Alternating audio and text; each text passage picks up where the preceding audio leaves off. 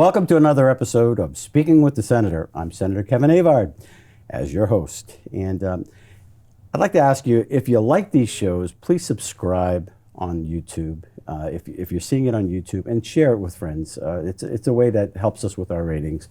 But thank you for watching the shows and for all the comments that we do get. And so today's guest, we have a guest from Hollis. She's a state representative. Her name is Sue Homola. And a couple of things about Sue is, one of the things I really learned about her is that she does her homework. A lot of times people take things for granted. Their lives get really busy. But if you're on a topic, whether it has to do with landfills or it doesn't matter what the topic is, she's on top and she gets the information that you need, and she listens to both sides, sometimes three sides. So with that little introduction, I want to welcome Sue Homola. She hails from Hollis, New Hampshire. Welcome. Thank you, Senator Avard. I really appreciate it. Yeah, absolutely. Very much. I'm honored that you came on the show, but I really meant that. Thank you. We did something together in Brookline. We looked at the farming and how that till versus no-till. Yes. We talked a little bit off screen about the landfills and we really do take a lot of things for granted sometimes when we don't do our homework. We trust people, but after we do our homework, we say, what we know isn't so, and what we don't know is a lot, and that's one of the things that I admire about you, that you have done a lot of research, and I'm usually a very short answer type of person because we get really busy. But when you answer an email, it's like, well, I did this and I looked at this, and it's like, wow, that's she really taking her job seriously. Thanks. So, well, I actually used to do some research for on a contract basis. I was a speechwriter for a small amount of time, and I also did a little bit of that in the Air Force. I was mainly a meteorologist in the Air Force, but I had one special assignment where I was sort of the catch-all, and one of those catch-alls for a four-star general was to do speech writing. Interesting. And so part of that is a lot of research. I enjoy it, and one of the things I actually enjoy the most is I like looking at a topic, and you look at it very linearly, and then you start looking at it sideways, and it just broadens up. And it's something that I just feel is really necessary, because especially I think when people are doing internet research, it's filtered, it's looked at, it's sorted, and you're looking at what somebody else wants you to look at, and sometimes you have to attack that sideways. So I just really enjoy research. And that's very handy when it comes to serving as a state representative or as a senator. We actually have a lot of people that help us because we have so many different things. We have a lot of legislation that comes like in a bottleneck to us, so we actually need individuals that do basically what you do and what you'd like to do. But it's refreshing because a lot of people, they just go party lines or and they trust their fellow companions or their comrades on whatever side you're on, Democrat, Republican, without doing their homework, and that can be really frustrating at time. So how did you like your first term? I did like it, but can I just piggyback on that? Yeah. One of the reasons why I try to do as much research as I can is I've been a part of a couple bills. There's been a couple bills that I've looked at to primary sponsor. But one of the things that I'm really committed to, that I really believe in, is that first, you do no harm. You don't just make a bill willy-nilly. You don't propose something willy-nilly. Right. You actually have to get in there and look at it, because sometimes a constituent might bring something to you and say, I think this should be X. And you have to do the hard work of looking at it. And sometimes the answer is yes, that does, but no, and here's why. And likewise, you have a responsibility.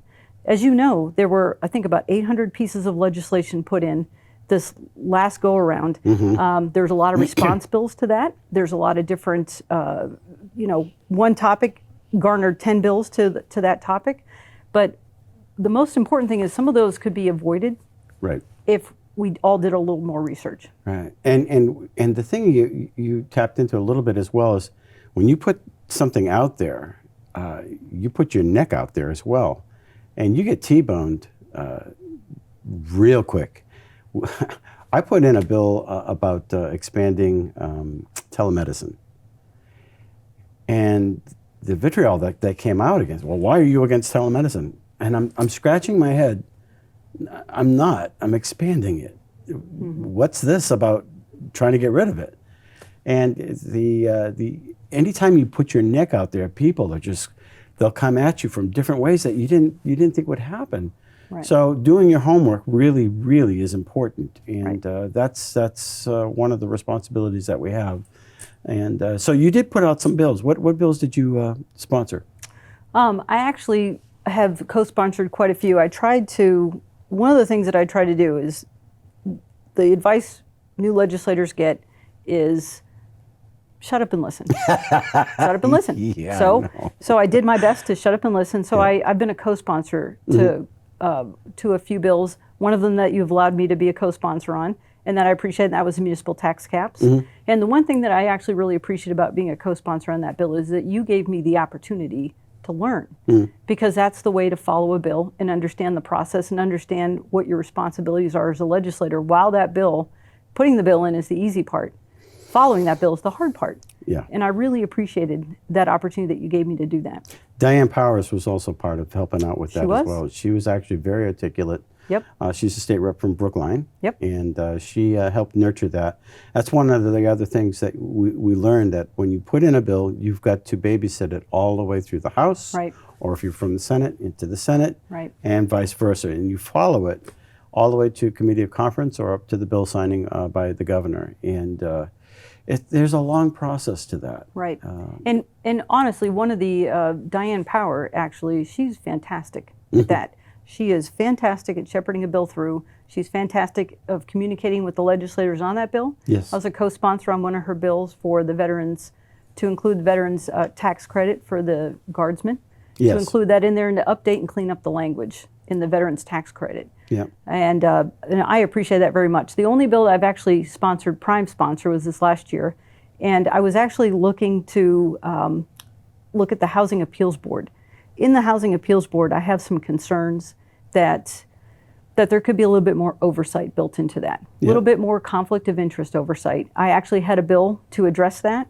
Senator Bob Guida, who was the original drafter of the Housing Appeals Board bill, he actually came and testified that he didn't see any issues with the changes that I was proposing. And I had a phone conversation with him, and he actually thought those were some good ideas. Yeah. But in the end, the committee decided not to move the bill forward. And so that's the way it sometimes you goes. get a chance, a second bite at the apple, Yeah. and or address it in a different way. What were some of the challenges that you saw in this last term? Did you find anything that grabbed your attention as far as things that could be fixed or things that took you by surprise?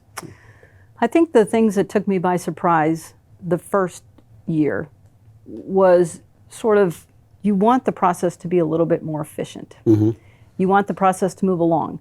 You want everybody in that room to respect everyone's time. And sometimes, as a very type A ex-military person, it was very frustrating for me to sit in that room and sort of listen to things that you knew were just wastes of time.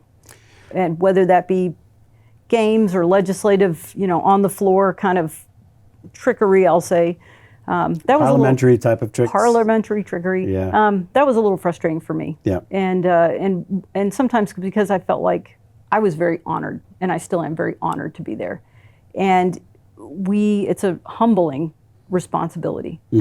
And we should always act like adults.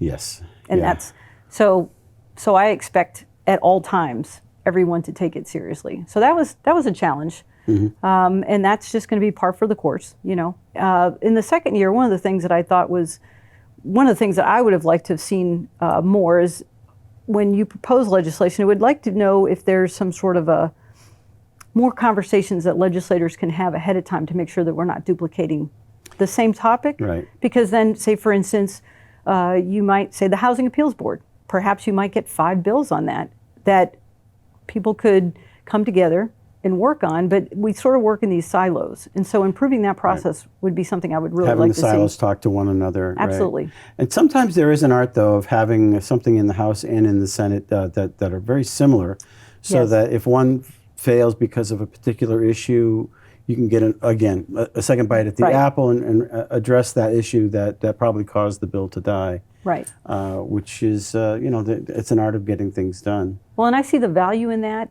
I'm talking about within the same Within your same the House, caucus yeah, within the House, it would be it'd be very useful to maybe talk about the future of New Hampshire and where you want it to go and how you accomplish that legislatively. I think that there's some very strategic, top-level conversations that could be had about priorities, and that would help legislators be able to write effective bills. And communication is definitely key. And you have some people that may have an ego problem and want, hey, no, this is the way I want it, and it's going to be my way or the highway, and you have to deal with that. Yeah, it's one of the things that we have a huge legislature, so it's all types. It's a big umbrella. One thing I wanted to bring up before I forget is I noticed that you were appointed to something to do with the recently. It had to do with I think soil contamination or something. Soil conditions. Soil conditions, yeah. Well, there was, my first year, I'm on the Agricultural Committee. Okay. And my first year, Representative Bixby had a bill to update the soil plan. He's on that commission. He is on that as well. And in that process of when I first came on and we were talking about that was one of the very first bills we were talking about in committee, I had approached Representative Bixby and my chairman and said that I write hazard mitigation plans. That's what I do. Right. That's what I do in my, my other life. And I felt like that bill could be written a little bit better to get to the goal where it was trying to go to. He's Bixby, Representative Bixby, very analytical. Very thoughtful. Very thoughtful. Very thoughtful. And very analytical, almost to the point where, okay, all right, you just, every dot, everything has got to be just right for him. And to his great credit, he was so open to getting any changes I had looked at. I said, can I have an opportunity to look at this and give you some changes? He was totally open to it. It was very appreciated. Yeah. And I was able to give him some changes. He actually appreciated the changes and incorporated those.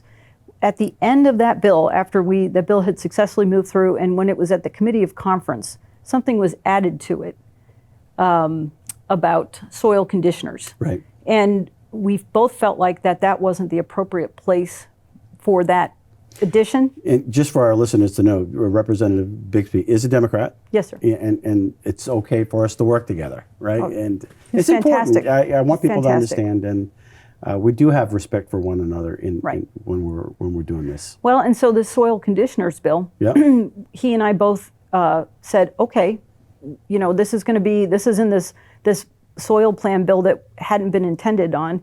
And so the goal for this past year, he said, let's do a bill to study it and see where this language needs to be more appropriately placed. So actually, he was the prime sponsor and I was a co-sponsor on this bill. Yeah. And we've been working on this and we're going to have a study committee. It's just been authorized and we're going to have a study committee starting as soon as I schedule it.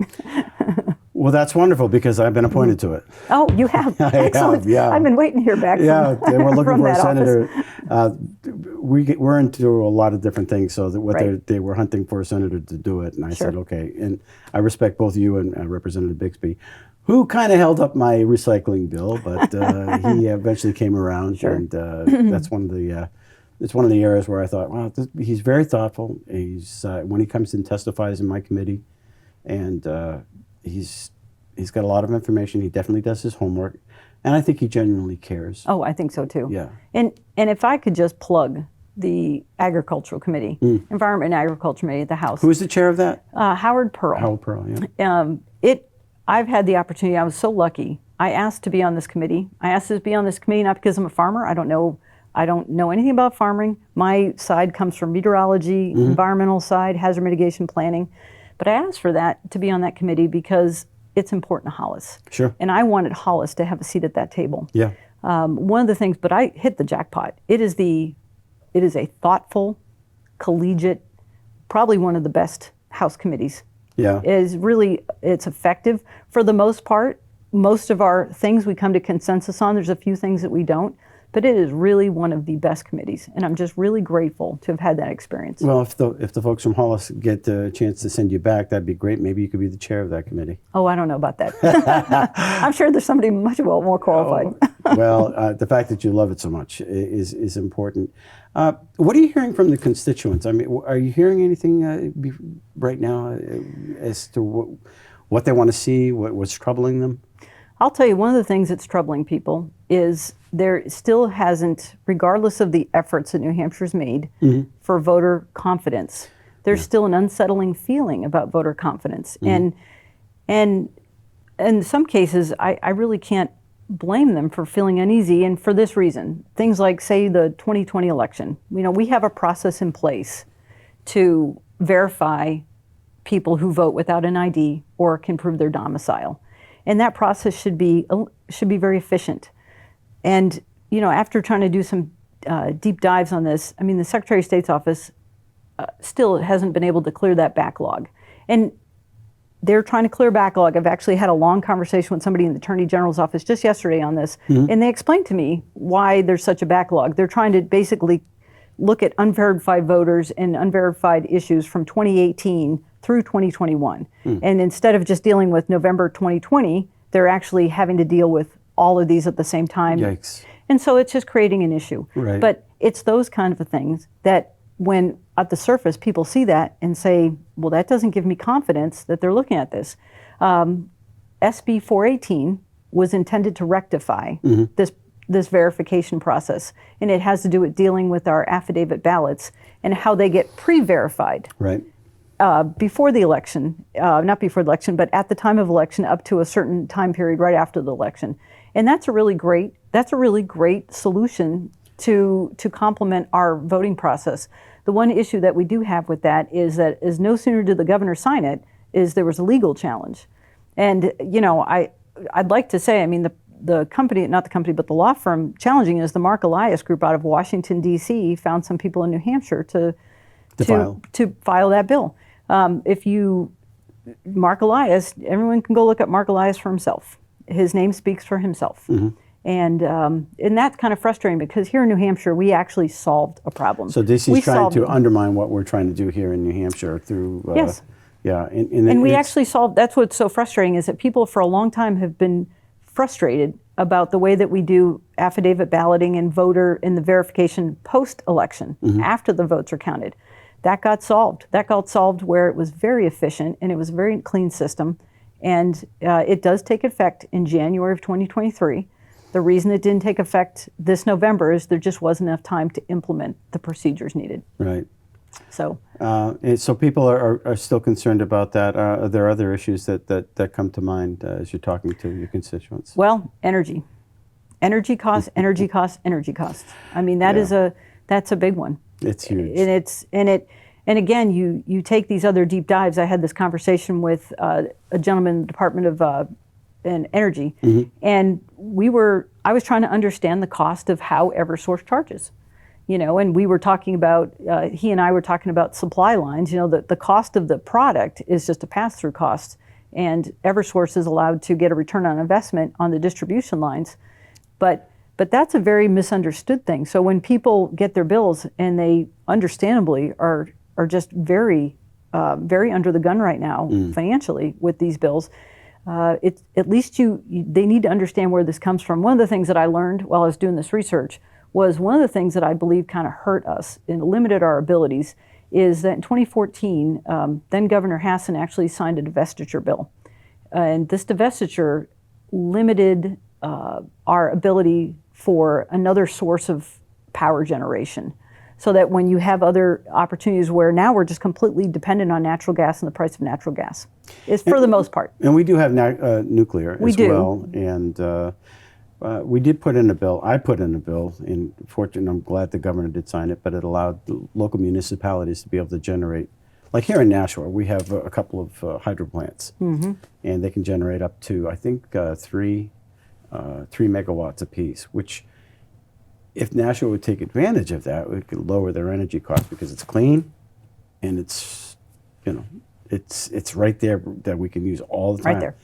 And so, he did do that, and it also included solar as well. So if you want to put a solar array on like a landfill or someplace, that they can use that to lower the cost, whether it's your schools, whether it's your municipal power. But it's so complicated.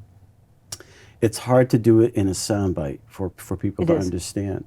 I know Eversource does get a rate of return on the distribution and on the transmission, 10.5% on the capital investment on transmission lines and 9.6 on distribution lines. That's a sweet deal. But that's the price we pay. So, and it gets more complicated because they actually buy 3 years in advance. Right. Certain costs of energy. So it gets more and more complicated, and you want to try to fix it, but there's so many different people that pull at you. It's hard to explain, Right. in a brief conversation. But again, this is one of the other areas where you've done your research, and so people are complaining, for sure. Right. And they have a right to. They do. They do. They have a right to. And to that, I guess I would add that there have been attempts to help the supply of, we're dependent on trucked in sources. And there have been attempts. There's been attempts at doing different things, and everything's going to have a trade-off to risk to benefit. Right. But right now we're seeing what happens when you say no to everything but trucking in. Exactly. And that's very frustrating because I sit on energy. Actually, I'm chair of energy. And we've tried to make some attempts, and we've actually lost a couple of bio plants recently. I know they were subsidized, but they were generating, we have one up in Berlin that's generating 74 megawatts. Right now, they're generating that at a cheaper rate than gas. Wow. Because gas is spiked. Yep, spiking. And that's... and you want to have those capabilities. You need to have those capabilities. That diversity. And it keeps your forest clean. Yep. It creates timber tax. It puts people to work. And it's base load power. So it's really interesting how that... and we extended that one more year. Yikes. So there are other issues with that. Anything else that you're hearing? Your energy. You're hearing voters... cost of food? I think all of that cost in general. And another thing that I'm hearing that is really causing people a lot of unease is the feeling that freedom of speech is under attack.